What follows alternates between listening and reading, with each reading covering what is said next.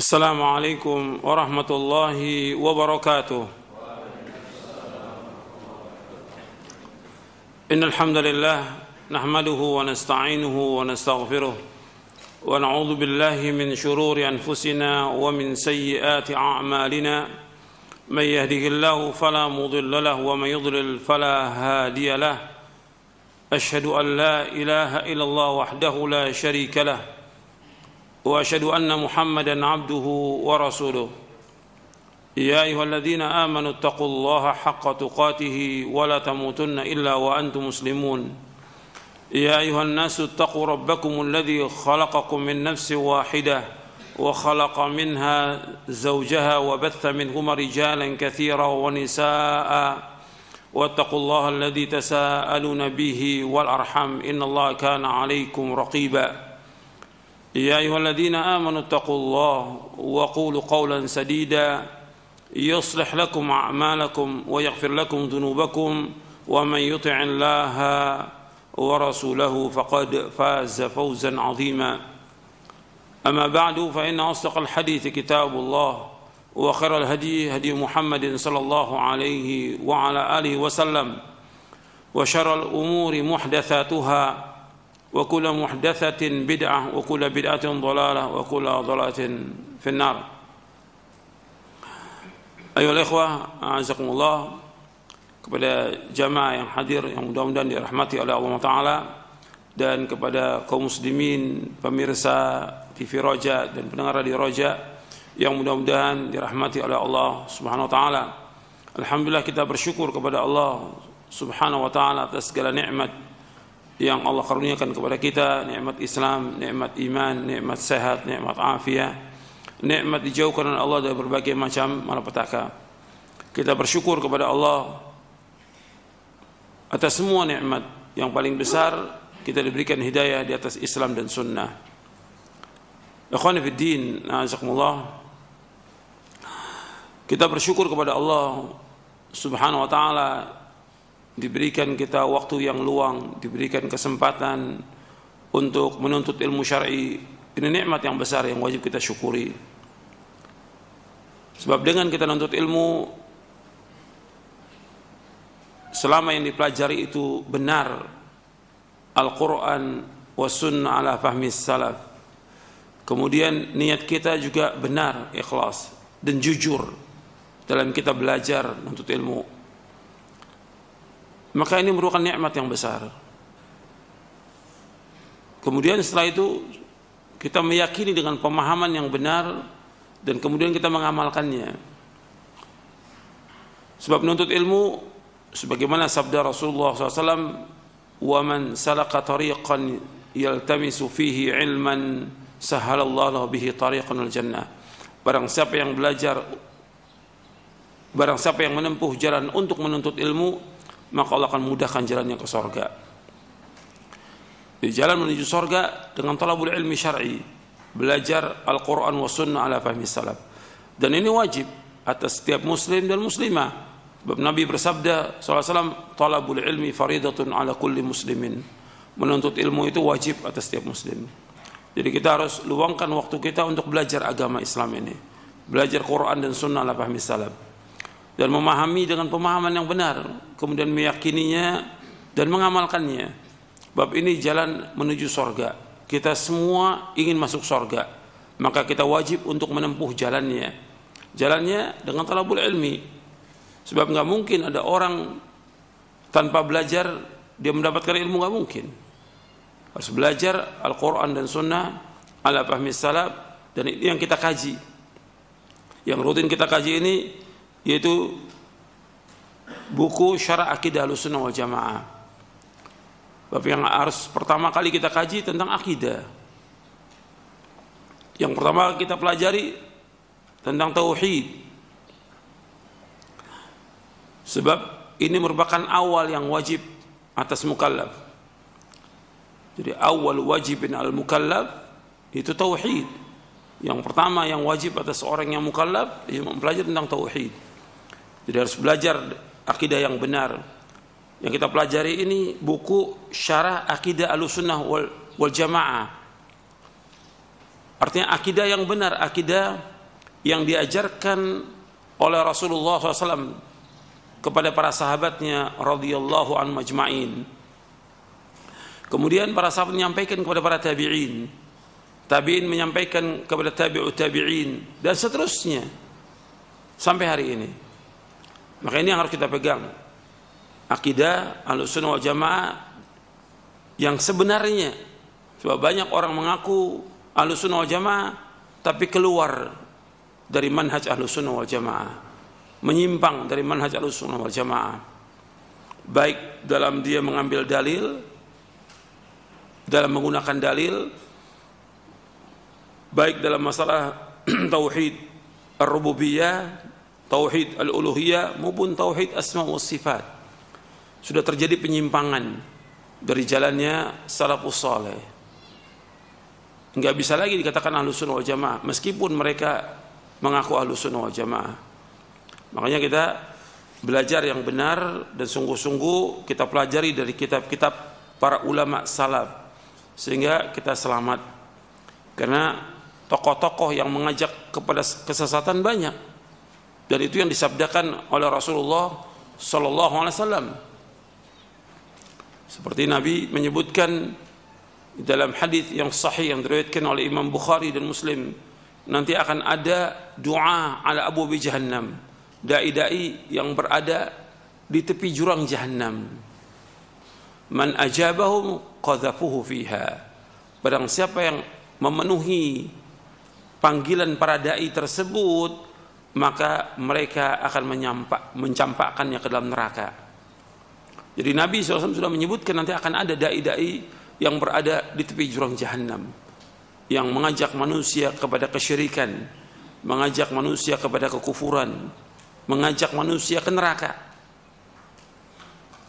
Dan Nabi juga SAW bersabda dalam hadis yang sahih yang diriwayatkan oleh Imam Abu Dawud dan yang lainnya dari sahabat Thauban radhiyallahu an, inna akhwafa ma akhafu ala ummati ala immatal mudhillin. Sesungguhnya yang paling aku takuti atas umatku imam-imam yang menyesatkan, tokoh-tokoh yang menyesatkan, dai-dai yang menyesatkan. Nabi menyebutkan dengan kalimat a'immatal mudhillin, imam-imam yang menyesatkan. Hadis ini sahih.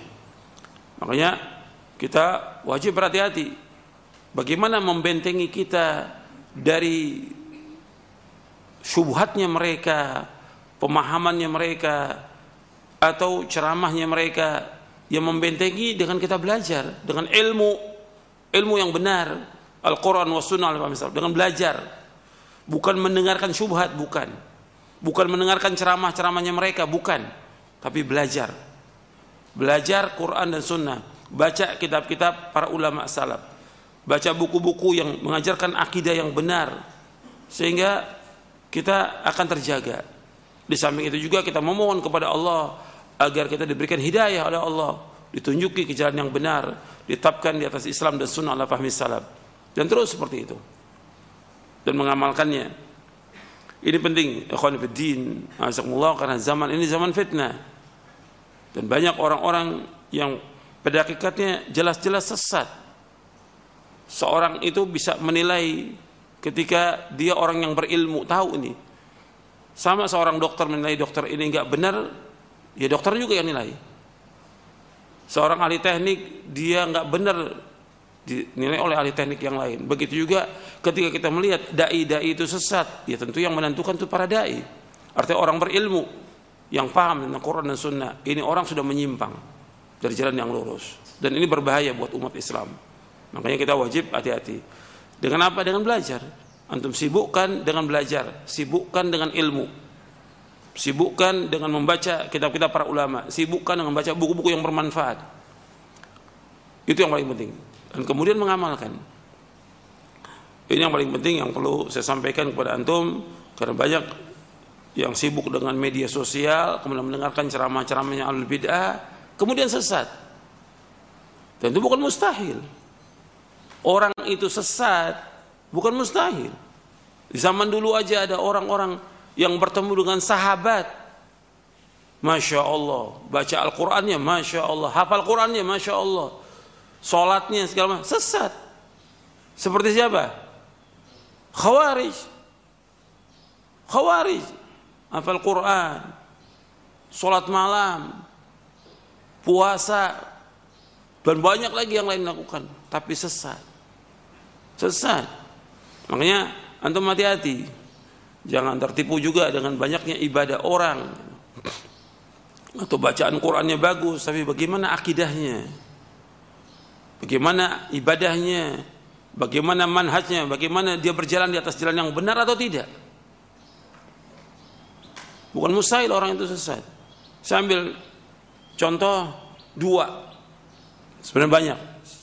Contoh Nafi al-Azruq, seorang yang belajar dengan Ibnu Abbas. Al-Bahr wal-Habr, lautan ilmu. Belajar. Kemudian dia berteman dengan siapa? Temannya ini yang berbahaya, dengan Khawarij. Kemudian nikah dengan seorang Khawarij. Jadi Khawarij dia. Dan memerangi Ali bin Abi Thalib. Ini murid dari siapa? Ibnu Abbas. Orang yang alim didoakan oleh Rasulullah SAW. Tapi karena kemudian dia berteman dengan orang yang sesat, jadi sesat dia. Ada satu lagi, seorang yang ahli baca Al-Quran. Masya Allah, luar biasa baca Al-Qurannya. Sampai Umar bin Khattab radhiyallahu an, ketika Amr bin As menaklukkan Mesir, kata Umar kepada Amr bin As, buatkan dia rumah dekat dengan masjid untuk mengajarkan kaum muslimin Al-Quran. Dibuatkan rumah dekat masjid di Mesir. Namanya orang ini Abdurrahman bin Muljam Al-Muradi. Kemudian bagaimana? Kemudian dia berteman juga dengan Khawarij. Akhirnya orang yang ahli baca Al-Quran, ahli ibadah, kemudian dia membunuh Ali bin Abi Thalib radhiyallahu anhu. Dia awal hidupnya Masya Allah hafal Quran. Kata Al-Hafidh Ibnu Hajar Asqalani, wa khutima bisyarrin. Kemudian ditutup kehidupannya dengan apa? Dengan kejelekan, su'ul khatimah. Dia membunuh ahli surga, Khalifatul Rashid Ali bin Abi Thalib radhiyallahu anhu, yang Allah dan Rasulnya mencintai Ali bin Abi Thalib. Allah dan Rasul mencintai Ali bin Abi Thalib. Ahli jannah dibunuh oleh Abdurrahman bin Muljam Al-Muradi. Akhirnya gimana? Jadi qisas, dibunuh dia. Dibunuh. Berarti di sini kata para ulama dia mati dalam keadaan su'ul khatimah. Membunuh orang biasa aja itu berat hukumnya di akhirat. Orang muslim biasa dibunuh, berat hukum di akhirat.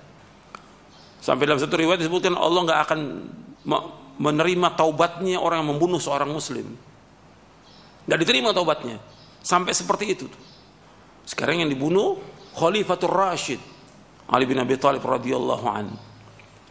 Jadi ini jadi ibrah pelajaran. Antum belajar yang benar, Quran Sunnah Fahmi Salaf, yakini, amalkan. Jangan cari teman ahlul bid'ah. Jangan cari teman ahlus syirik. Jangan cari teman ahlus syubuhat. Banyak memang teman yang ngajak untuk ngaji juga, tapi antum hati-hati. Bukan mustahil orang itu bisa sesat. Hafal Quran bisa sesat. Dekat dengan Umar bisa sesat. Dekat dengan Ibnu Abbas bisa sesat. Bukan mustahil. Ini hidup nih, hati-hati. Allah muqallibal qulub, maka kita berdoa, ya muqallibal qulub tsabbit qalbi ala dinik. Sampai sini jelas. Ini muqaddimah. Kau jadikan materi muqaddimah ini perlu waktu 2 jam. Ya. Tapi ini muqaddimah insyaallah manfaat, jadi pelajaran. Nikmat Islam dan sunnah, nikmat yang paling besar. Maka antum betul-betul pelajari, yakini, fahami, amalkan. Dan bertanya kepada ahlul ilm. Jangan jalan sendiri, nanti sesat.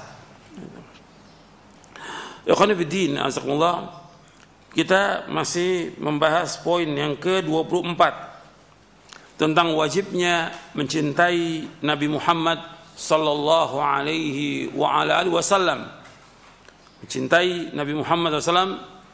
Pada pekan yang lalu saya jelaskan tentang wajibnya kita untuk mentaati Rasulullah SAW. Kita wajib untuk ittiba kepada beliau. Kita wajib untuk taat kepada beliau dengan mutlak. Kita wajib tunduk kepada perintahnya dan menjauhkan larangannya. Kita wajib taslim. Antum lihat catatan antum itu sudah saya bahas poin-poinnya. Sekarang kita masuk yang keempat dari wajibnya mencintai Nabi Muhammad SAW. Yang pertama sudah kita bahas, yang A. Kemudian yang A kita sudah bahas, wajibnya mencintai dan mengagungkan Nabi Muhammad SAW. Yang B, konsekuensi dan tanda-tanda cinta kepada Rasulullah SAW. Kemudian pekan yang lalu tentang yang C, wajibnya mentaati dan meneladani Nabi Muhammad SAW. Sekarang kita masuk yang D atau yang keempat, anjuran bersalawat kepada Nabi Muhammad sallallahu alaihi wa ala alihi wasallam.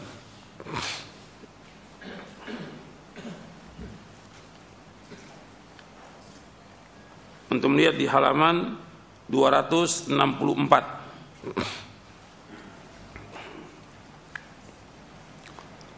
Anjuran bersalawat kepada Nabi Muhammad SAW di antara hak Nabi yang disyariatkan oleh Allah Subhanahu wa taala atas umatnya adalah agar mereka mengucapkan salawat dan salam untuk beliau. Allah Subhanahu wa taala dan para malaikatnya telah bersalawat kepada beliau sallallahu alaihi wasallam, dan Allah Subhanahu wa taala memerintahkan kepada para hambanya agar mengucapkan salawat dan taslim kepada beliau sallallahu alaihi wasallam. Allah SWT berfirman, innallaha wa malaikatahu yusalluna 'alan nabi ya ayyuhalladzina amanu sallu 'alaihi wa sallimu taslima. Sesungguhnya Allah dan malaikatnya bersalawat kepada Nabi, wahai orang-orang beriman, salawatlah kepadanya dan ucapkanlah salam kepadanya. Dalam surah Al-Ahzab surah 33 ayat 56. Di sini disebutkan Allah dan malaikat bersalawat kepada Nabi sallallahu alaihi wasallam. Diriwayatkan bahwa makna salawat Allah kepada Nabi sallallahu alaihi wasallam adalah pujian Allah atas beliau di hadapan para malaikatnya. Sedangkan salawat malaikat berarti mendoakan beliau, dan salawat umatnya berarti permohonan ampun bagi beliau sallallahu alaihi wa ala alihi wasallam. Ini ada riwayatnya, disebutkan ada beberapa riwayat, dan Al-Hafidh Al-Imam Ibnu Qayyim menyebutkan dalam kitabnya Jala'ul Afham fi fadli salati wassalami ala Muhammad khairil anam. Itu bukunya yang tebal yang ditahqiq dan ditakhrij oleh Syekh Masyhur Hasan Salman. Itu disebutkan riwayat tentang makna salawat Allah kepada Nabi SAW ada pujian Allah kepada beliau di hadapan para malaikatnya. Salawat malaikatlah mendoakan beliau, dan salawat umatnya berarti permohonan ampun bagi beliau. Di dalam ayat di atas Allah SWT telah menyebutkan tentang kedudukan hamba dan Rasulnya Muhammad SAW pada tempat yang tertinggi, bahwasanya Allah memuji beliau sallallahu alaihi wasallam di hadapan para malaikat yang terdekat, dan bahwa para malaikat mendoakan untuknya. Lalu Allah memerintahkan segenap penghuni alam ini untuk mengucapkan salawat beserta salam atas beliau, sehingga bersatulah pujian untuk beliau di alam yang tertinggi dengan alam yang terendah. Adapun makna kalimat ucapkanlah salam wa yusallimu taslim wa sallimu taslima, ya ayyuhalladzina amanu sallu alaihi wa sallimu taslima. Makna ucapkanlah salam untuknya adalah berilah beliau penghormatan dengan penghormatan Islam, dan jika bersalawat kepada Nabi Muhammad SAW maka adalah seorang menghimpunnya dengan salam untuk beliau. Karena itu tidak membatasi, karena itu hendaknya tidak membatasi dengan salah satunya saja. Misalnya dengan mengucapkan sallallahu alaihi semoga salawat dilemparkan untuk beliau, atau mengucapkan alaihi salam, semoga dilemparkan untuk beliau keselamatan. Jadi digabung wassalatu wassalamu ala Rasulillah, atau Allahumma salli wa sallim ala nabiyina Muhammad, atau sallallahu alaihi wasallam. Karena Allah memerintahkan untuk mengucapkan keduanya. Jadi tidak hanya sallallahu alaihi aja atau alaihi salam, tidak, tapi sallallahu alaihi wasallam. Jadi mengucapkan salawat untuk Nabi SAW diperintahkan oleh syariat pada waktu-waktu yang dipentingkan, baik yang hukumnya wajib atau sunnah muakkadah.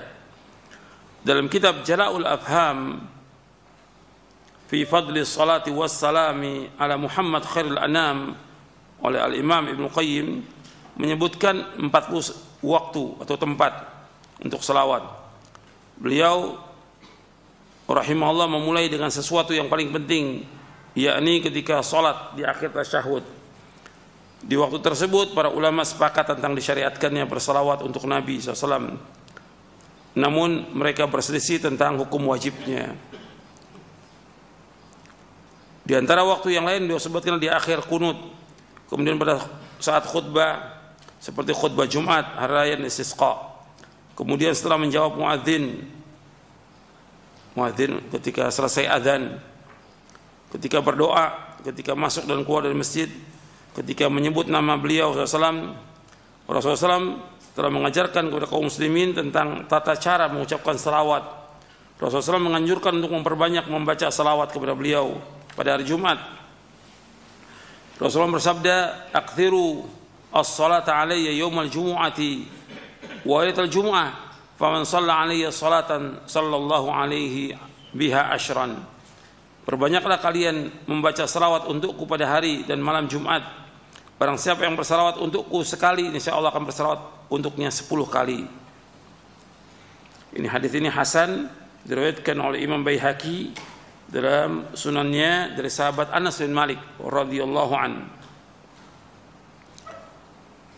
Jadi disuruh memperbanyak salawat, terutama di malam Jumat dan di hari Jumat. Dan orang yang bersalawat kepada Nabi Muhammad SAW mendapatkan 10 salawat.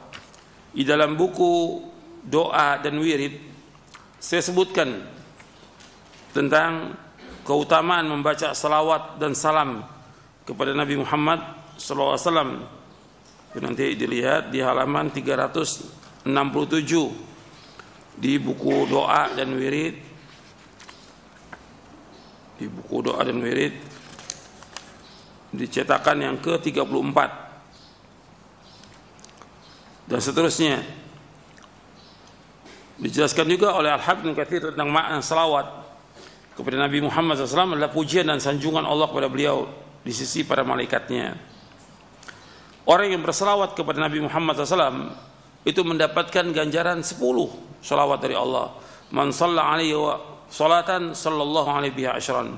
Barang siapa yang bersalawat kepadaku sekali, Allah akan memberikannya balasan salawat 10 kali. Diberikan ganjaran 10 kali lipat. Orang yang disebutkan nama Nabi SAW tapi dia tidak salawat kepada beliau, maka orang ini Nabi katakan orang yang bakhil. Ya, kalau disebutkan nama Nabi Muhammad SAW, antum sebutkan Allahumma salli wa sallim alaihi. Sebab Nabi bersabda SAW, al-bakhilu man dzukirtu indahu wa lam yusalli alayya. Al-bakhil, orang yang bakhil, orang yang pelit itu adalah orang yang disebutkan namaku di sisinya tapi dia tidak selawat kepadaku. Ini diriwayat, hadis ini sahih diriwayatkan oleh Tirmidzi, Ahmad dan Nasai dalam kitabnya Amalul Yaum wal Lailah. Bahkan Nabi pernah menyebutkan celaka. Siapa yang celaka? Yaitu orang yang disebutkan namaku tapi dia tidak bersalawat kepadaku. Makanya untuk memperbanyak salawat kepada Rasulullah SAW. Justru kalau kita ngaji seperti ini, nuntut ilmu ini, kita akan banyak salawat kepada Rasulullah SAW. Orang yang belajar hadis Nabi, ya adalah orang yang paling banyak salawat kepada Rasulullah SAW. Dan setiap kita salawat dan salam itu akan disampaikan oleh malaikat kepada Nabi Muhammad sallallahu alaihi wasallam. Rasulullah bersabda, "Innalillahi malaikatan sayyahin fil ard yuballighuni min ummati salam." Sungguh Allah mempunyai para malaikat yang senantiasa berkeliling di muka bumi yang akan menyampaikan salam kepadaku dari umatku. Hadis ini sahih diriwayatkan oleh Imam Nasa'i, Ahmad, Ad-Darimi, Ibnu Hibban dalam kitabnya Mawadud Dhama'an dan Al-Hakim dalam kitabnya Al-Musadrak dari sahabat Abdullah bin Mas'ud radhiyallahu an. Rasulullah SAW juga bersabda, "Ma min ahadin yusallimu alayya illa raddallahu alayya ruhi hatta arudda alaihi salam." Tidaklah seorang mengucapkan salam kepadaku melainkan Allah mengembalikan ruhku kepadaku supaya aku bisa membalas salam tersebut. Hadis ini hasan diriwayatkan oleh Imam Abu Daud, Ahmad, Baihaqi dari Abu Hurairah radhiyallahu anhu. Dan ini kekuasaan Allah yang diberikan kepada Nabi SAW, artinya untuk bisa menjawab salam. Tentang kaifiatnya kita nggak tahu, karena alamnya juga berbeda, alam barzakh.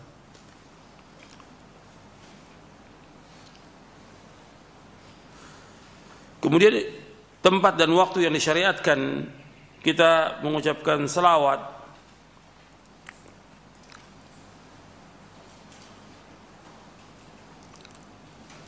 ini bukan pembatasan. Tempat dan waktunya banyak, kurang lebih ada 40 tempat dan waktu. Saya sebutkan yang berapa aja. Yang pertama, dalam salat kita diperintahkan untuk membaca salawat pada tasyahud awal dan tasyahud akhir. Dan Rasulullah SAW pernah menegur seseorang yang tidak bersalawat kepada beliau sallallahu alaihi wasallam.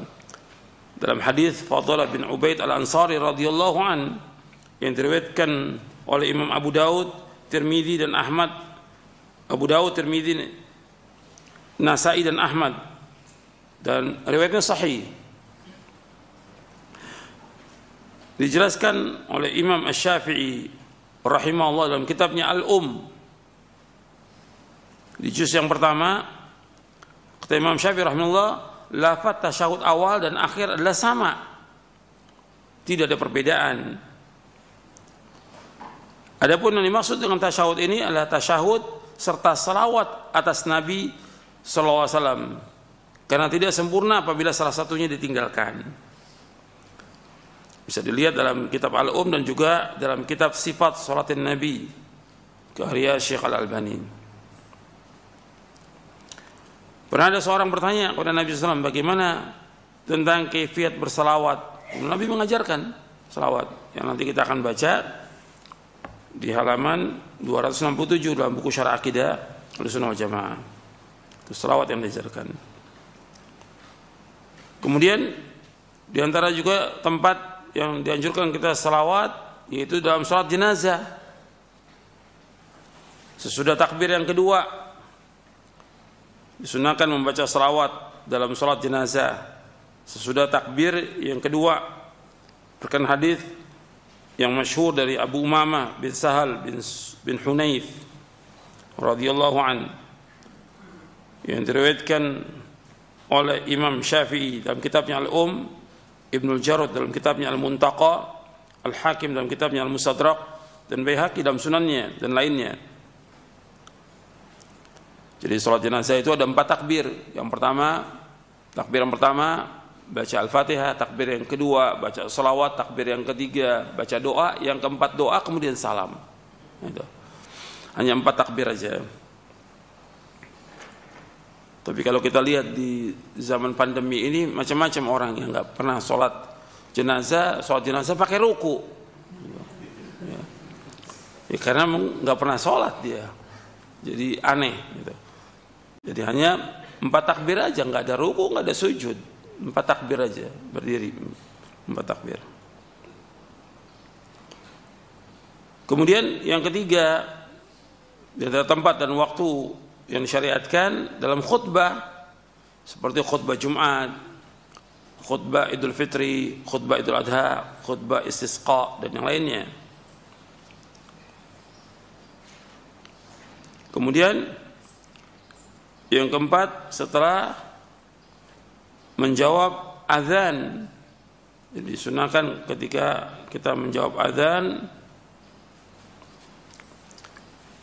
kemudian juga ketika kita menjawab azan ini ada kita membaca salawat kepada Nabi sallallahu alaihi wa ala alihi wasallam. Di dalam buku doa dan wirid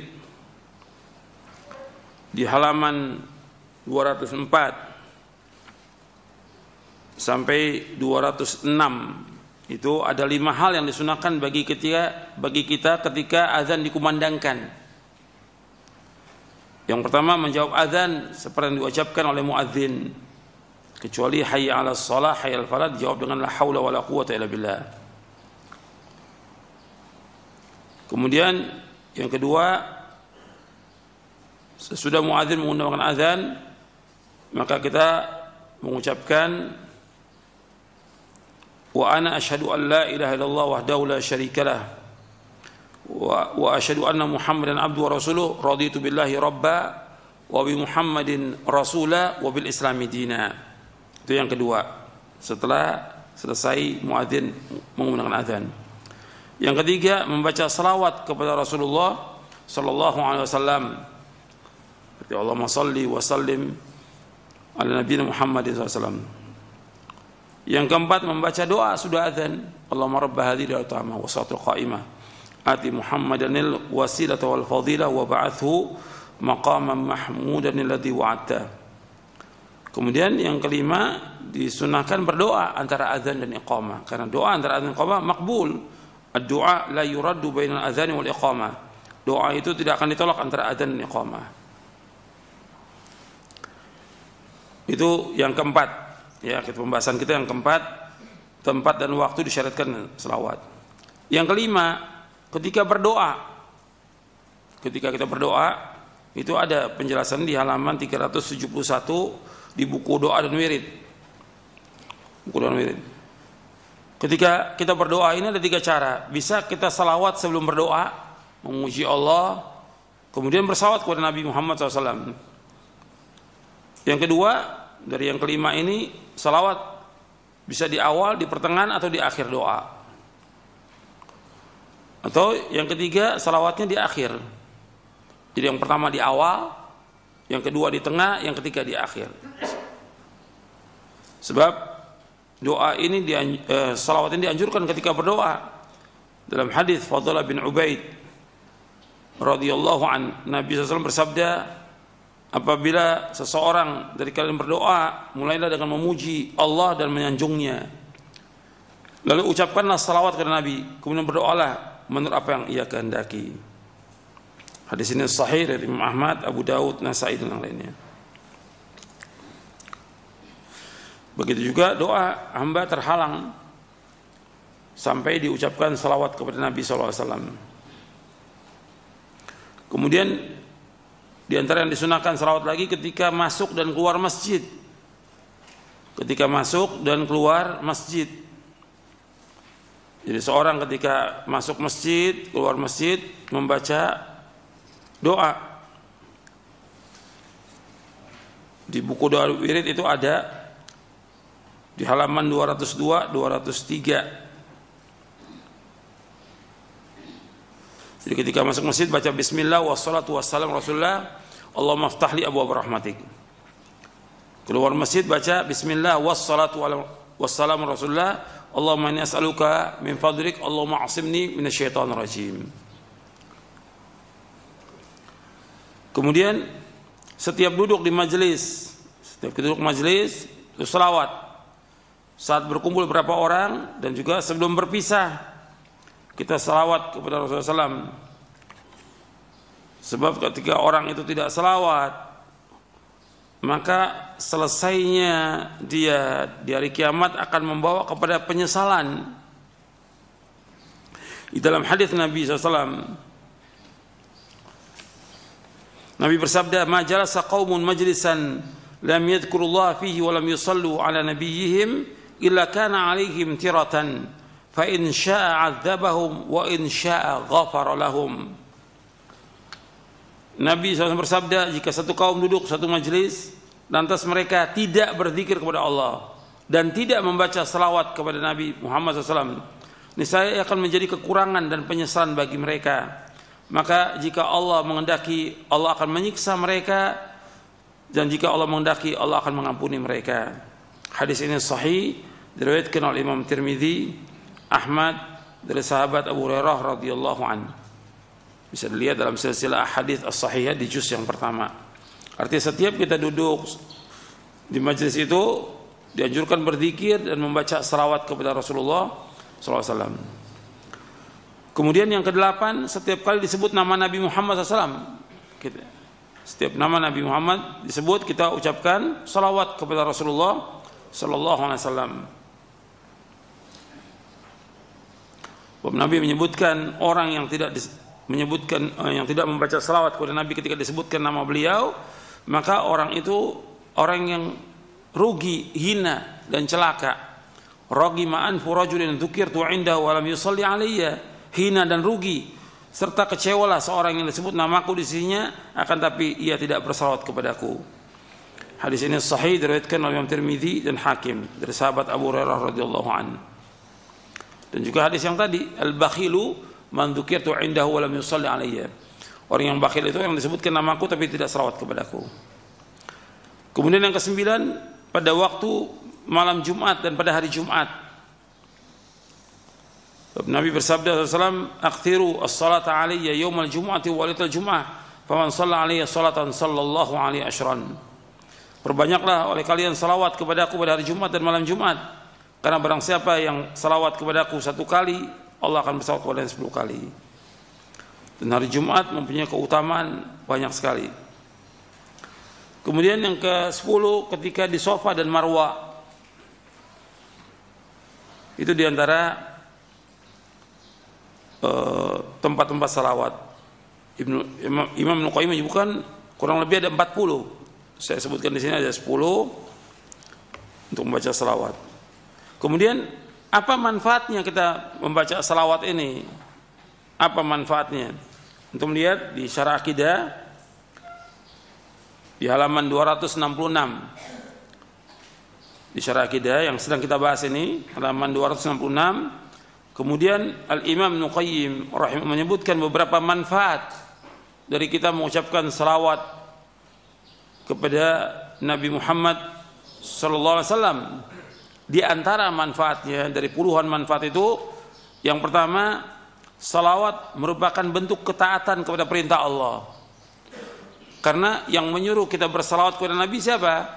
Allah. Innallaha wa malaikatahu yusalluna 'alan nabi ya ayyuhalladzina amanu sallu 'alaihi wa sallimu taslima.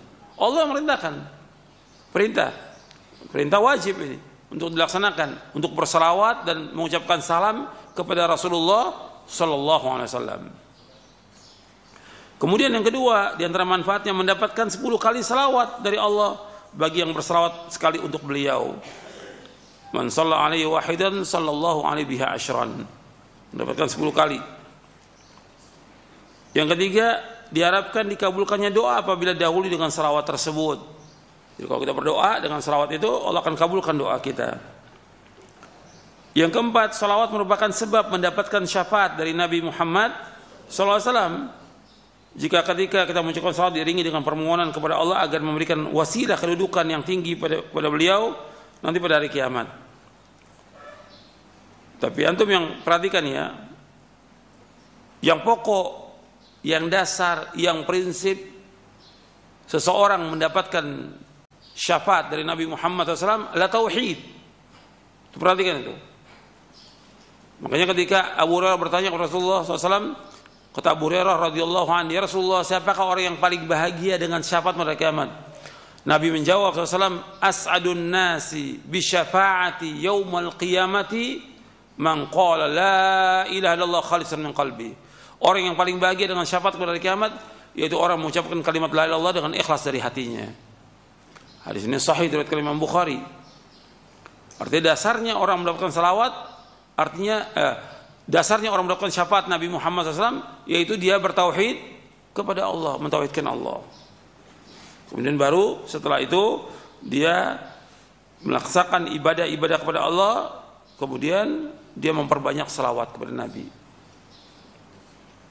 Karena kalau orang yang banyak selawat tapi dia berbuat syirik kepada Allah, menyekutukan Allah, yang nggak akan dapat syafaat.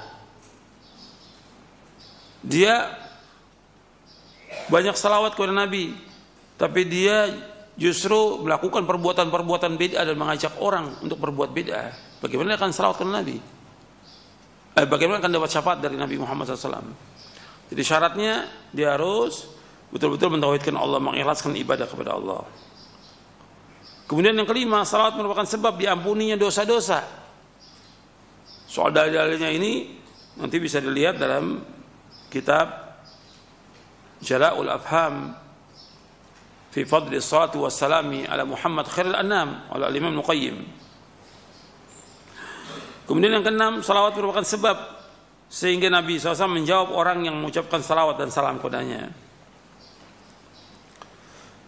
Kemudian tidak dibenarkan kita mengkhususkan waktu dan cara tertentu dalam salawat dan memuji beliau. Ini umum sifatnya. Setiap waktu, setiap tempat kita salawat kepada Nabi SAW.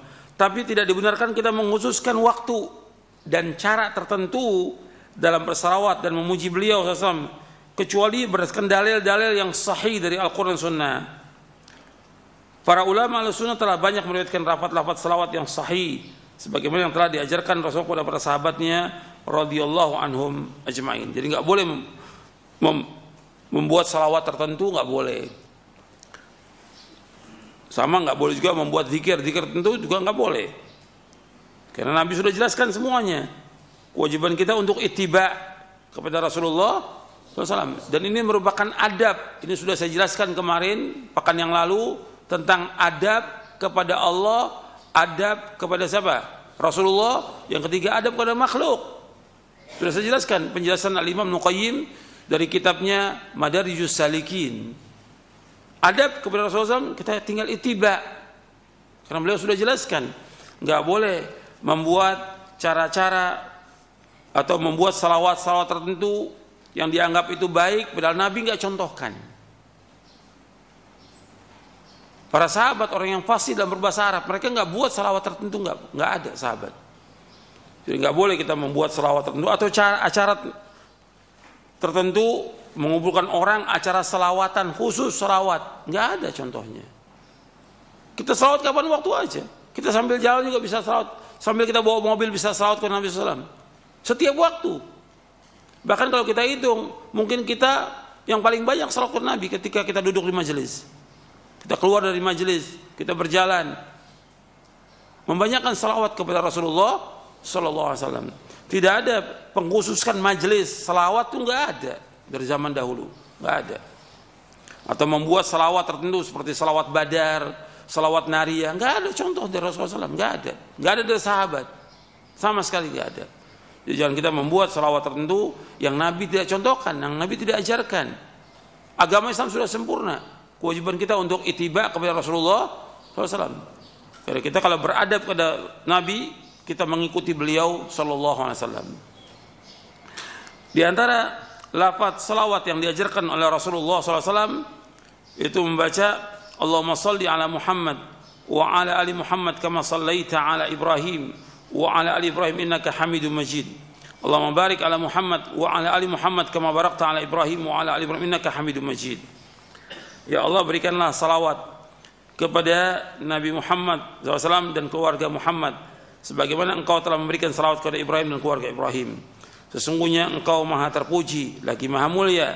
Ya Allah, berikanlah barakah kepada Muhammad dan keluarga Muhammad sebagaimana engkau telah memberi berkah kepada Ibrahim dan keluarga Ibrahim. Sesungguhnya engkau maha terpuji lagi maha mulia. Jadi kita salawat mengikuti contoh Nabi SAW. Di dalam buku sifat wudu dan sifat solat, saya jelaskan tentang beberapa macam salawat ya, yang diajarkan oleh Nabi SAW kepada para sahabatnya radhiyallahu anhum ajma'in. Saya bawakan ada 4. Saya bacakan supaya antum nanti bisa melihat di dalam kitab sifat wudu dan sifat sholat tentang macam-macam salawat yang diajarkan oleh Rasulullah SAW. Di antara yang diajarkan oleh Nabi Muhammad SAW, yaitu Nabi menganjurkan membaca ketika sholat ini, setelah baca tasyahud kita sholawat. Yang pertama di antara ini bisa kita variasi, artinya mungkin sholat ini kita baca sholawat ini, nanti sholat yang lain baca sholawat yang Nabi ajarkan selama riwayat itu sahih. Itu membaca Allahumma salli ala Muhammad wa ala ali Muhammad kama sallaita ala Ibrahim wa ala ali Ibrahim innaka Hamidum Majid. Allahumma barik ala Muhammad wa ala Muhammad kama barakta ala Ibrahim wa ala Ibrahim innaka Hamidum Majid. Seperti yang di buku ini Syarah Aqidah Ahlussunnah wal Jamaah di halaman 267. Kemudian yang kedua yaitu Nabi mengajarkan Allahumma shalli ala Muhammad wa ala azwajihi wa dzurriyyati kama shallaita ala Ibrahim wa barik ala Muhammad wa ala azwaji wa dzurriyyati kama barakta ala Ibrahim innaka Hamidum Majid.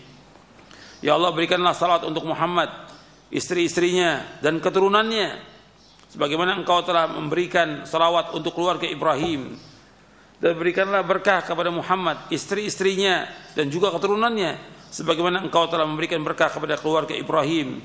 Sungguh Engkau Maha terpuji lagi Maha mulia. Ini hadis sahih diriwayatkan oleh Imam Bukhari, Muslim, Malik dalam kitabnya Al-Muwatta, Ahmad dalam musnadnya, Abu Daud, Al-Baihaqi dan selainnya dari sahabat Abu Humaid As-Sa'idi. Dan ini lafaz Bukhari. Yang ketiga, Nabi mengajarkan SAW, Allahumma salli ala Muhammadin wa ala ali Muhammad kama sallaita ala ali Ibrahim wa barik ala Muhammad wa ala ali Muhammad kama barakta ala ali Ibrahim fil alamin innaka Hamidum Majid. Ya Allah, berikanlah salawat untuk Muhammad dan keluarga Muhammad sebagaimana Engkau telah memberikan salawat untuk keluarga Ibrahim, dan berikanlah berkah kepada Muhammad dan keluarga Muhammad sebagaimana Engkau telah memberikan berkah kepada keluarga Ibrahim di seluruh alam. Sungguh Engkau Maha terpuji dan Maha mulia. Hadis ini sahih diriwayatkan oleh Imam Muslim, Imam Malik dalam Muwatta, Ahmad dalam musnadnya, Abu Daud, Tirmidzi, Nasai dalam sunannya dan juga dalam Amalul Yawm wal Lailah dari sahabat Abu Mas'ud Al-Ansari radhiyallahu anhu. Kemudian yang keempat Nabi ajarkan sallallahu alaihi wasallam, Allahumma shalli ala Muhammadin, Allahumma shalli ala Muhammadin nabiyil ummi wa ala ali Muhammadin kama shallaita ala Ibrahim wa ala Ibrahim wa barik ala Muhammadin nabiyil ummi wa ala ali Muhammadin kama barakta ala Ibrahim wa ala ali Ibrahim innaka Hamidum Majid. Ya Allah, berikanlah salawat untuk Muhammad, nabi yang ummi, dan kepada keluarga Muhammad sebagaimana Engkau telah memberikan salawat untuk Ibrahim dan untuk keluarga Ibrahim, dan berikanlah berkah kepada Muhammad, nabi yang ummi, dan kepada keluarga Muhammad sebagaimana Engkau telah memberikan berkah kepada Ibrahim dan keluarga Ibrahim. Sungguh Engkau Maha terpuji dan Maha mulia.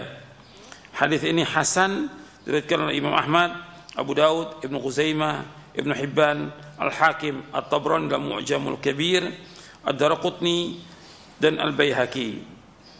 Diasarkan oleh Syekh Albani dalam Sahih Sunan Abi Daud. Ini 4 macam. Kalau kita lihat di sini, semua bacaan salawat itu tidak ada tambahan Sayyidina, tidak ada. Enggak ada riwayat-riwayat Allahumma sholli ala Sayyidina Muhammad, tidak ada. Sama sekali enggak ada riwayatnya. Di semua riwayat enggak ada tambahan. Kalau enggak ada, enggak boleh kita menambah-nambah. Karena kewajiban kita mengikuti apa yang diajarkan oleh Rasulullah SAW. Dan itu termasuk adab kepada beliau SAW yang beliau ajarkan demikian. Dan sahabat-sahabat radhiyallahu anhum mengajarkan kepada para tabi'in dan kepada murid-muridnya, tidak ada tambahan Allahumma shalli ala Sayyidina Muhammad, tidak ada. Kalau seandainya itu baik, kalau seandainya itu bagus, lau kana khairan la sabaquna ilaihi. Kalau seandainya itu baik, mereka lebih dahulu sudah melakukannya daripada kita. Mereka enggak lakukan itu. Dan enggak ada dalam semua kitab yang bahas tentang salawat lafaz Sayyidina, tidak ada. Tidak ada kalimat Allahumma sholli ala Sayyidina Muhammad, tidak ada. Enggak diajarkan oleh Rasulullah SAW, tidak diajarkan oleh sahabat. Kewajiban kita untuk apa? Ittiba. Jadi semoga salawat serta salam senantiasa Allah SWT limpahkan kepada Nabi Muhammad SAW yang mulia, kepada keluarga beliau, pada sahabat beliau, dan orang-orang yang mengikuti jejak beliau sampai hari kiamat. Ya, sampai di sini kajian kita, mudah-mudahan bermanfaat. Wassalamualaikum Muhammadin wa ala sahbihi ajma'in. Baik, kami ucapkan terima kasih untuk Al-Ustadz, jazakumullahu khairan, materi bahasan yang penuh manfaat yang telah disampaikan di kesempatan pagi hari ini. Ikhwatal Islam, untuk selanjutnya kita memasuki sesi interaktif. Di kesempatan pertama kami berikan ke telepon, kami persilahkan dan kami kembali sampaikan pertanyaan berkesesuaian dengan materi bahasan yang disampaikan oleh Al-Ustadz. Silahkan. Ya, halo. Yo, halo, assalamualaikum. Waalaikumsalam warahmatullahi wabarakatuh. Silakan, dengan siapa, dari mana Bapak? Dari Yadi, dari Lampung. Silakan Bapak. Tadi Iya. Pak Ustadz menjelaskan masalah sholawat contoh yang diajarkan oleh Nabi, yaitu sholawat Ibrahimiyah. Iya. Itu ada 4. Selain itu apa saja? Terus mengenai sholawat-sholawat seperti sholawat Nariyah, sholawat Badar, itu udah pernah saya tanyakan kepada ada di sini kelompok-kelompok terekot yang di belakang rumah ini, bahwa itu kan doa untuk Nabi, selagi katanya maknanya bagus bisa dipakai. Iya. Gitu. Bahkan di situ kan ada ketentuan barang siapa yang membaca 4.444 sekian pahalanya. Itu gimana itu, Bos? Apakah mereka itu kan yang ngajarin bukan Nabi, itu gimana ini? Itu cara menjelaskannya itu. Baik Bapak. Begitu aja, Bang. Terima kasih Pak. Barakallahu fiik. Assalamualaikum. Waalaikumsalam warahmatullahi wabarakatuh. Terima kasih Bapak. Silahkan Ustaz.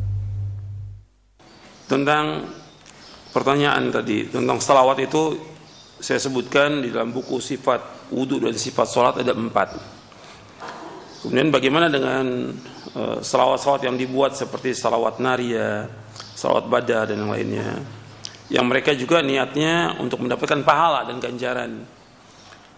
Tadi sudah saya jelaskan bahwa agama Islam sudah sempurna, dan Allah berfirman, al-yawma akmaltu lakum dinakum wa atmamtu alaikum ni'mati wa raditu lakumul Islam madina.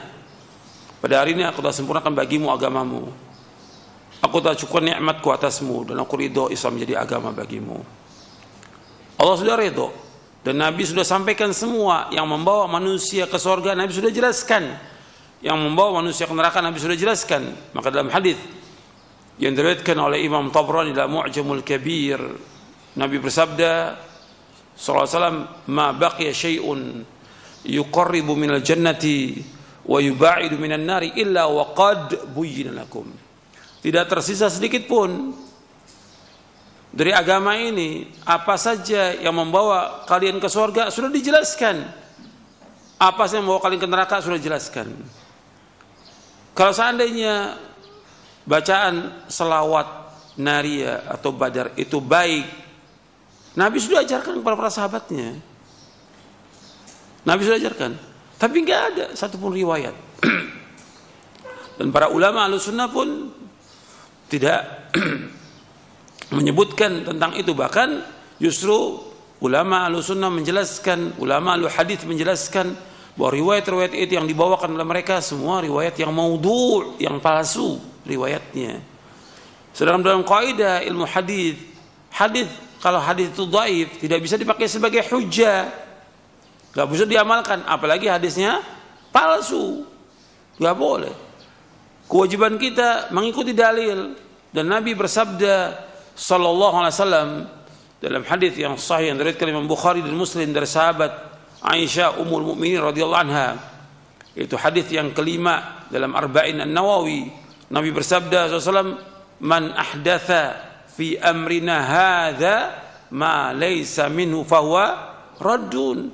Barang siapa mengadakan sesuatu yang baru agama kami yang enggak ada contoh dari kami, maka amalan itu tertolak. Dalam riwayat Muslim Nabi bersabda, man amila amalan laysa alaihi amruna fahuwa raddun. Barang siapa mengamalkan satu amalan yang enggak ada contoh dari kami, tertolak. Sekarang dia ingin mendapatkan pahala, dapat ganjaran dengan salawat itu, salawat Nariyah ini. Enggak ada contoh dari Nabi, bukan dapat pahala, tapi yang ada apa? Dengan dasar hadis ini apa? Tertolak. Ini Nabi yang bersabda SAW, bukan perkataan saya. Tertolak amal itu ketika dia menyalahi sunnah Rasulullah SAW. Yang sahih ada, tinggal kita ikut. Kan sudah kita bahas itu. Kita mencintai Nabi Muhammad SAW, tapi kecintaan kita wajib kita ittiba kepada beliau. Allah sebutkan dalam surah Ali Imran ayat 31, "Qul in kuntum tuhibbunallaha fattabi'uni yuhibbukumullah yaghfir lakum dzunubakum wallahu ghafurur rahim." Seandainya kalian cinta kepada Allah, ikuti aku, ikuti Rasulullah. Insya Allah akan cinta kepada kalian. Allah akan mengampuni dosa kalian. Allah Maha Pengampun dan Penyayang. Ikuti Rasulullah. Ada nggak Rasulullah mengadakan salawat nari atau badar? Ada nggak?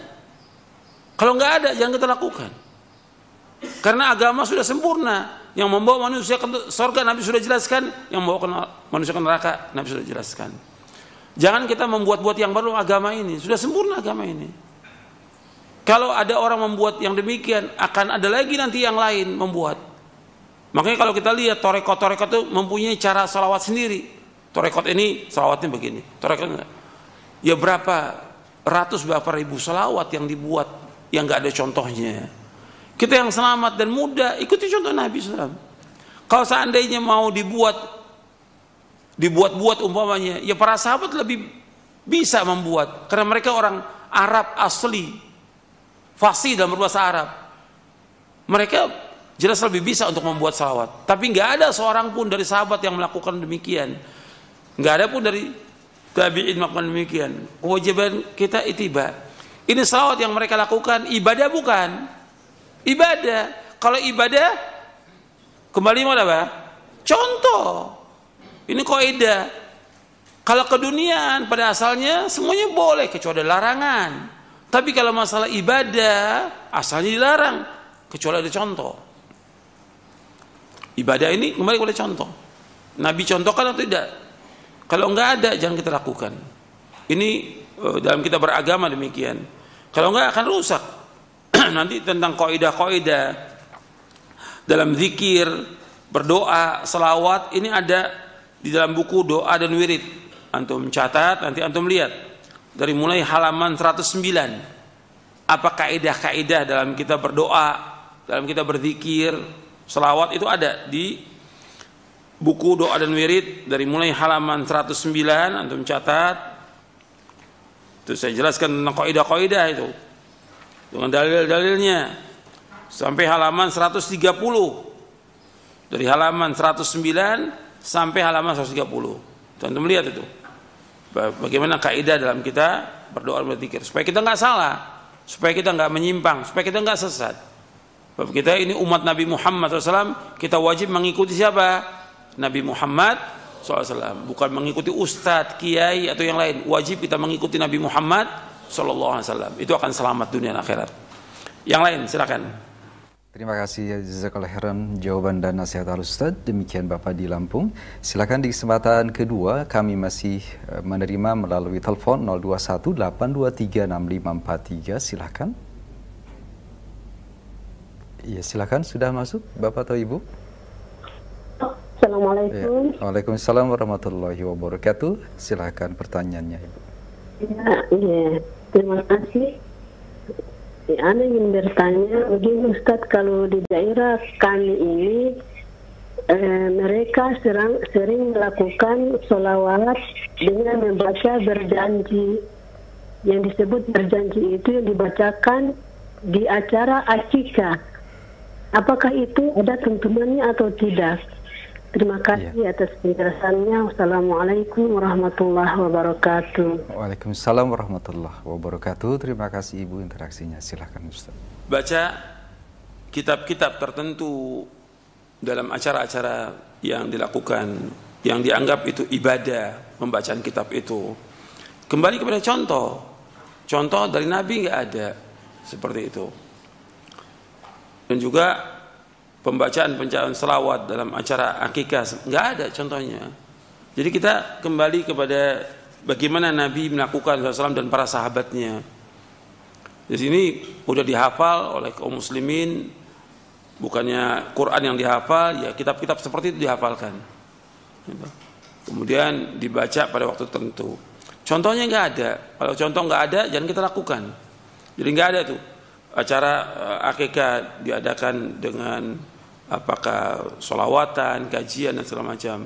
Di zaman Nabi SAW orang akikah di hari ke-7, kalau laki dipotong kambing 2 ekor, kalau perempuan 1 ekor kambing dibagikan. Sudah mudah, nggak sulit. Kalau sekarang sulit kan pakai ada acara ini acara itu, nggak pernah ada itu dilakukan oleh para sahabat dan tabiin dan tabi'in. Islam ini agama yang mudah, tidak menyulitkan manusia, tidak mudah semuanya. Kan kalau disuruh oleh kiainya seperti itu, ya jelas ada tambahan biaya kan itu. Itu menyulitkan kaum muslimin. Coba kalau kita potong, kemudian kita bagikan, selesai kan. Mudah, nggak sulit gitu. Dan nggak menyusahkan kaum muslimin. Kalau ini ada acara ngumpulin orang banyak, ada ceramah, ada nyanyian, ada ini, kan memberatkan. Dan itu ada tambahan biaya pasti, nggak mungkin enggak. Gitu. Bahkan kadang-kadang cuma acara itunya diadakan, yang syariatnya potong kambing nggak diadakan oleh dia. Kan syariatnya akikah itu memotong 2 ekor kambing kalau anak laki. Kalau perempuan 1 ekor kambing. Dilakukan pada hari yang ke-7 sunahnya. Itu yang jelas sudah. Jadi acara yang tadi nggak ada contohnya dan termasuk yang diadakan dalam agama. Silakan yang lain. Baik, terima kasih jazakallahu khairan jawaban dan nasihat Al-Ustaz. Selanjutnya kami angkat pertanyaan dari pesan singkat. Assalamualaikum warahmatullahi wabarakatuh. Ustaz, terkait dengan kedudukan dari Rasulullah Shallallahu Alaihi Wasallam dan bagaimana kaifiat di dalam menyebutkan dalil, sering kami mendengar dan menyimak perkataan para asatidzah dan ikhwah di dalam menyebutkan dalil adalah qala Allah wa qala Rasul. Apakah perkataan Allah dan Rasulnya tidak masuk di dalam penyetaraan antara Allah dan Rasul? Mohon penjelasan agar tidak terjatuh ke dalam kesyirikan. Barakallahu fiik, jazakallahu khairan, dari Pak Yusuf di Bekasi. Iya. Perkataan qala Allah, qala Rasul ini benar. Enggak ada syubhat di dalamnya dan enggak ada sama sekali penyamaan. Karena memang demikian yang harus kita sampaikan kepada umat Islam ini adalah dalil dari Quran, yaitu qala Allah Ta'ala. Dalil dari hadis Nabi, ya qala Rasulullah SAW. Ini enggak ada sama sekali penyamaan Allah dan Rasul, tidak, bukan. Jadi kita menyebutkan qala Allah, qala Rasul itu betul. Karena memang kita wajib untuk mengikuti dalil dari Quran dan Sunnah. Dan itu yang harus kita ajarkan kepada umat. Agar umat berpegang teguh kepada Quran dan Sunnah ala fahmi salaf. Itu yang harus kita sampaikan. Jadi ini sama sekali bukan penyamaan, sama sekali bukan. Jadi penyebutan qala Allah, perkataan Allah, qala Rasul, sabda Rasulullah SAW, karena itulah yang Allah perintahkan dalam Al-Quran dan itu yang diperintahkan oleh Rasulullah Sallallahu Alaihi Wasallam. Nah, yang lain, silakan. Jazakallahu khairan jawaban dan nasihat Al-Ustaz.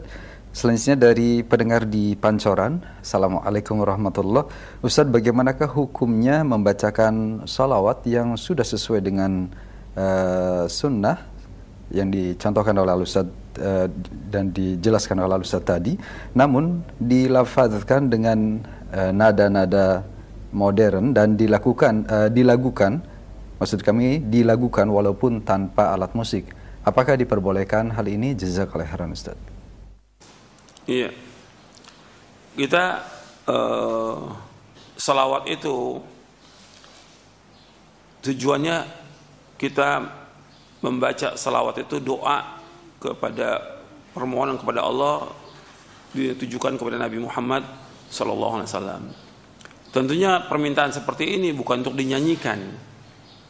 Kalau dinyanyikan jadi bahan nyanyian nanti, bukan jadi salawat lagi. Kan memang di kita ini lebih senang semua serba dinyanyikan apa aja itu. Kalau kita lihat nggak ada tuh contoh seperti itu dan nanti bisa kita lihat. Saya belum lihat penjelasan fatwa-fatwa para ulama menjelaskan tentang apakah itu termasuk haram atau termasuk perbuatan yang bid'ah. Itu nanti bisa dilihat penjelasannya. Tujuan kita adalah mengucapkan salawat dan itu baik, tapi bukan untuk dinyanyikan, bukan untuk didendangkan. tapi untuk selawat kepada Nabi Muhammad SAW. Saya pikir cukup sampai di sini kajian kita, dan kajian ini kita bahas tentang cinta kepada Nabi Muhammad SAW. Ini penting sebab beliaulah yang kita ikut, dan beliau juga yang nanti kita akan ditanya tentang beliau nanti di alam kubur, di alam barzakh. Jadi betul-betul kita harus perhatikan tentang kewajiban kita untuk mengikuti beliau. Adapun tentang selawat, ini pembahasan nanti bisa antum lihat lagi di bukunya Al-Imam Al-Qayyim Jalul Afham. Begitu juga di buku Doa dan Wirid, di dalam sifat wudu, sifat salat. Kalau kita perhatikan, justru kita ini yang mengajarkan umat untuk memperbanyak selawat kepada Rasulullah SAW. Cuma kita melarang ketika orang membuat cara-cara tertentu, selawat-selawat yang baru yang dibuat-buat. Yang itu yang kita larang. Tapi justru mereka dari ahlul bid'ah menuduh kita ini anti selawatan. Anti selawatan. Padahal justru kita ini yang paling banyak selawat kepada Rasulullah SAW. Cuma kita nggak setuju dengan orang membuat cara-cara tertentu yang Nabi nggak contohkan, atau perayaan tertentu yang Nabi nggak contohkan. Karena ini ibadah, salawat inilah ibadah. Ketika ibadah harus kembali kepada apa? Dalil. Jadi kita bukan melarang orang salawat.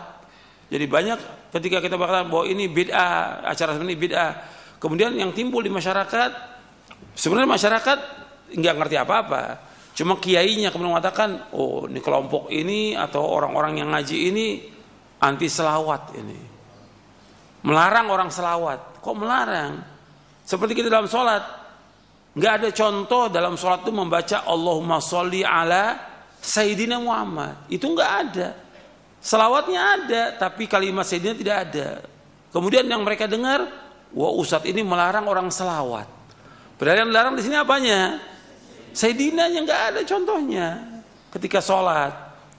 Tapi begitulah mereka karena ya kebodohan atau syubhat atau yang lainnya, banyak faktor, sehingga masyarakat diajarkan untuk benci kepada sunnah Nabi SAW.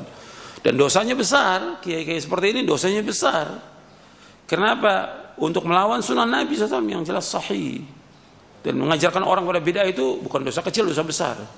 Karena Nabi menyebutkan kullu bid'atin dolalah wa kullu dolatin finnar. Ini yang bersabda Rasulullah SAW, yang kita wajib hati-hati. Nggak boleh kita anggap ringan perbuatan bid'ah.